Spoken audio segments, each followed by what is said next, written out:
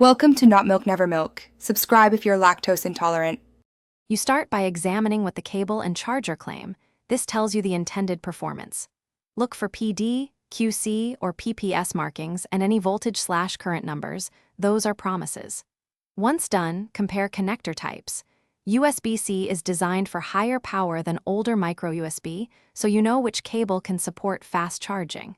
Make sure the charger's wattage matches the cable's rating. Mismatches limit speed. These quick checks prevent pointless testing and narrow your options immediately. Now you verify actual performance using a USB power meter between charger and device. This reveals volts and amps under load, so you know the real throughput. Plug in a device that supports the fast protocol and use the original charger to avoid misleading results.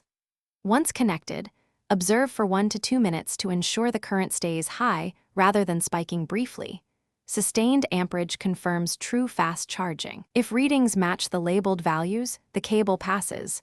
If not, keep testing alternatives. Finish by ruling out external causes.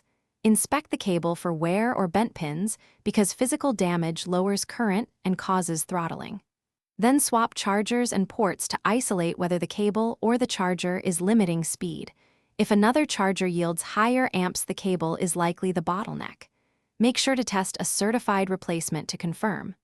Troubleshooting tip: if results are inconsistent, replace the cable with a certified PD-rated unit. Most problems are due to hidden wire damage or poor internal shielding.